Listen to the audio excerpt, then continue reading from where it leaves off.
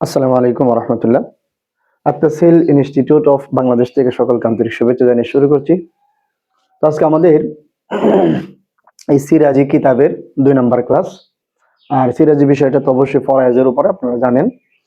তো আমরা যেহেতু এটা শুরু থেকে পড়তেছি, আমরা ইতিমধ্যে একটা ক্লাস আপনাদেরকে দিয়েছি, এটা 2 নম্বর ক্লাস। তো আমাদের প্লেলিস্ট দেখে যদি স্টেপ বাই স্টেপ সবগুলো যদি দেখেন, তাহলে কিন্তু আপনার এই সিরাজি যে কিতাবটা যেটা আছে, এটা যারা জমি সংক্রান্ত বিষয় জানতে চান বা উত্তরাধিকার সম্পর্কে, তারাও ভালো করে বুঝতে পারবেন।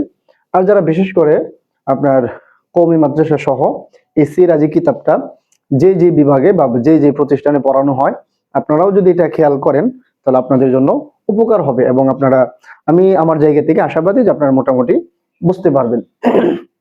তো দেরি করবো না, আমরা ক্লাসে চলে যাই। তো আজকে আমরা দেখবো যে আপনার মৃত ব্যক্তি রেখে যাওয়া সম্পত্তির মধ্যে ধারাবাহিকভাবে 4টা হক সম্পর্কিত হয়। মৃত ব্যক্তির রেখে যাওয়া সম্পত্তির মধ্যে ধারাবাহিকভাবে 4টি হক সম্পর্কিত হয়। এই 4টা হক কি কি, এগুলো যদি আমরা জানি, তাহলে কিন্তু আমরা বিচার বিশ্লেষণ সুন্দর করে করতে পারবো যে কোনটার পরে কোনটা করা উচিত।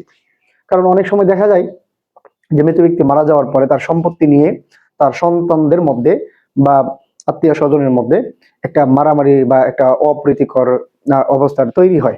বিভিন্ন জায়গাতে এটা লক্ষ্য করা যায়। তো আমরা যদি 4টা হক সম্পর্কে আমাদের জানা থাকে, তাহলে কোনটার পরে কোনটা করা উচিত, কিভাবে করে, এটা আমরা জানতে পারবো। এবং আমরা আমাদের আমাদের যে আমাদের যে এই দুনিয়াবী যে জীবন, এটা আমাদের সুন্দর হবে। তো মৃত ব্যক্তি রেখে যাওয়া সম্পত্তির মধ্যে 4টা হক সম্পর্কিত হয়। এক নাম্বার হইল যে অপচয় ও কৃপণতা ছাড়া, অপচয় করা যাবে না, আবার কৃপণতাও করা যাবে না। অপচয় ও কৃপণতা ছাড়া মধ্যপন্থায় তার কাফন দাফনের ব্যবস্থা করা। 1 নাম্বার, মৃত ব্যক্তি মারা গেছে, তার কিছু সম্পত্তি আছে, প্রথমত ব্যবস্থা করতে হবে যে মৃত ব্যক্তির এই যে সম্পত্তি, এটা দিয়ে তার কাফন দাফনটা হয় কিনা, হ্যাঁ, মধ্যপন্থায় হয় কিনা। অপচয় করা যাবে না, কৃপণতাও করা যাবে না। মানে অপচয় বলতে কি, তার যে কয়েকটা কাপড়ের দরকার, এর চাইতে বেশি দেওয়া যাবে না। আবার কৃপণতা বলতে যে এর চাইতে কমও দেওয়া যাবে না। আরো একটা বিষয় আছে এখানে যে মৃত ব্যক্তি মারা যাওয়ার পরে তাকে একেবারে খুব দামি কাপড়, তার জীবদ্দশায় যে যে লেভেলের কাপড় পরতো, এই লেভেলের কাপড় দিয়ে তাকে কি করা, কাফন দাফন করা। 2 নাম্বার, কাফন দাফন হওয়ার পরে যদি সম্পত্তি থাকে, তার অবশিষ্ট সমস্ত সম্পদ হতে তার ঋণ থাকলে পরিশোধ করতে হবে। মানে আত্মীয় স্বজনের মধ্যে তো বন্টন হবে পরে। 2 নাম্বার হইলো যে তার যে সম্পত্তি ছিল, এটা দিয়ে সে কাফন দাফনটা হইলো, কাফন দাফন হওয়ার পরে অবশিষ্ট সমস্ত সম্পদ হতে তার ঋণ থাকলে এটা পরিশোধ করতে হবে।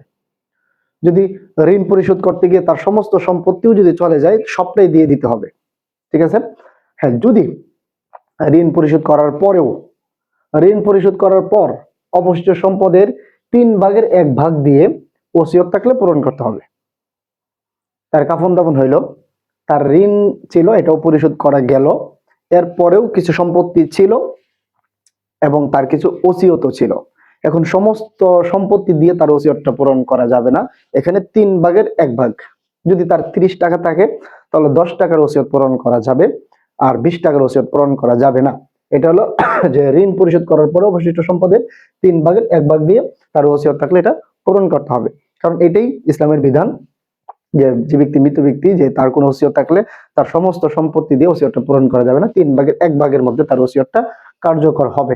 4 নাম্বার হলো যে ওসিয়ত পূরণ করা গেল, তার সমস্ত সম্পত্তি ছিল অনেক, তার কাফন দাফন হইলো, তার ঋণ পরিশোধ করা গেল, এরপরে 3/1 দিয়ে তার কিছু ওসিয়ত ছিল, ওইটাও পূরণ করা গেল। এরপরেও যদি সম্পত্তি থাকে, ওসিয়ত পূরণ করার পরেও যদি অবশিষ্ট সম্পদ, কোরআন হাদিস ও ইজমাই উম্মতের ভিত্তিতে মৃত ব্যক্তির উত্তরাধিকারীদের মধ্যে বন্টন হবে। তাহলে প্রথমত কি, মৃত ব্যক্তি রেখে যাওয়া সম্পত্তির মধ্যে 4টা হক সম্পর্কিত হয়। 1 নাম্বার, মধ্যপন্থায় কাফন দাফনের ব্যবস্থা করা, এরপরে ঋণ থাকলে পরিশোধ করা, এরপরে সমস্ত সম্পত্তি সমস্ত মানে তার যে অবশিষ্ট সম্পদ থাকবে, এটা 3/1 দিয়ে তার ওসিয়ত থাকলে এটা পূরণ করতে হবে। 4 নাম্বার হলো যে এরপরে যদি সম্পত্তি থাকে, তাহলে কোরআন হাদিস এবং ইজমাই উম্মতের ভিত্তিতে এটাকে তার উত্তরাধিকারী যারা আছে, যারা তার ওয়ারিস যারা আছে, এদের মধ্যে বন্টন করা হবে।